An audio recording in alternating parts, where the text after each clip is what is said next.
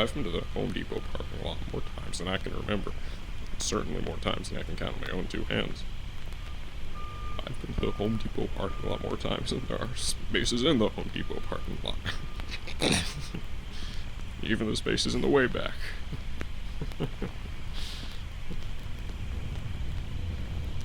Solitude, solace, safety. These are just a few of the words that would best describe this pure infrastructural gem. My name is Albert McGraw, and I'd very much like to give you a personal tour of the Home Depot parking lot.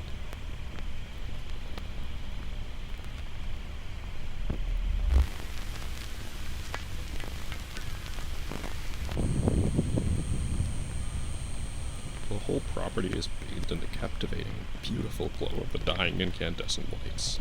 Some folks might call them disgusting, and I would call those folks a bunch of little silly willies. I'll never understand. The lights aren't disgusting. They're gorgeous. Every time I look into those lights, I get a twinkle in my eye and a tingle in my heart.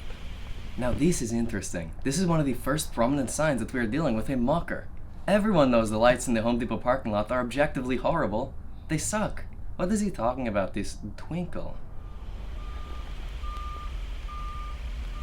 This is a uniquely reflective place.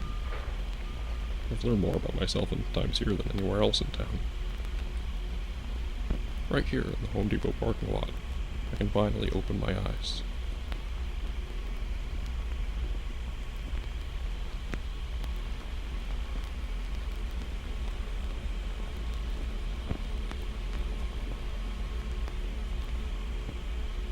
I suppose this is why I always find myself back here one way or another, whether it's 9 p.m., 10 p.m., or, more realistically, 5 a.m.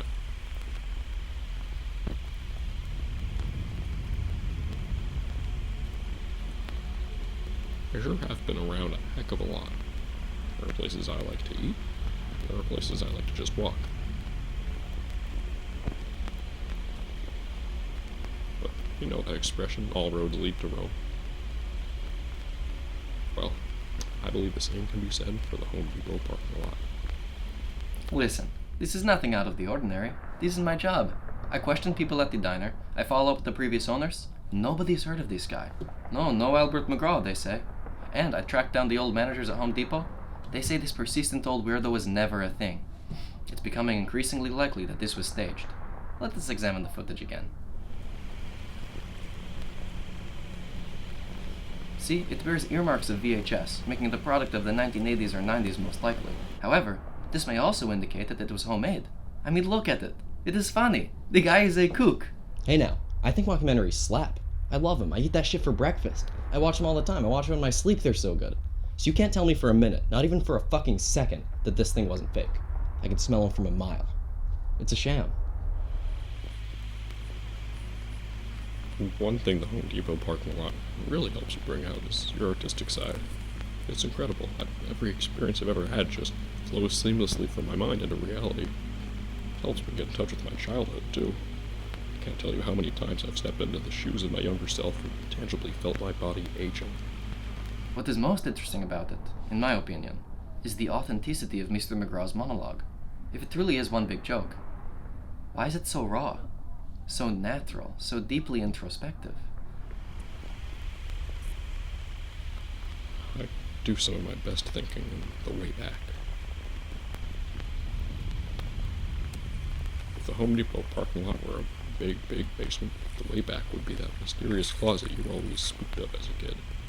Naturally, I've never seen another human being there in all my days. I've only come and gone alone. Perhaps it's because of this total isolation that stepping into the way back feels like downing a big gulp full of ketamine. Just being there creates an immeasurable sense of peace and euphoria. I can relive every day of my life, even the real sad ones, and it feels great. You don't get that anywhere else.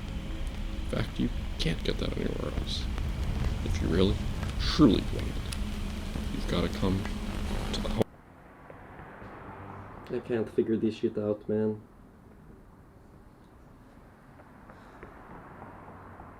What are we doing here?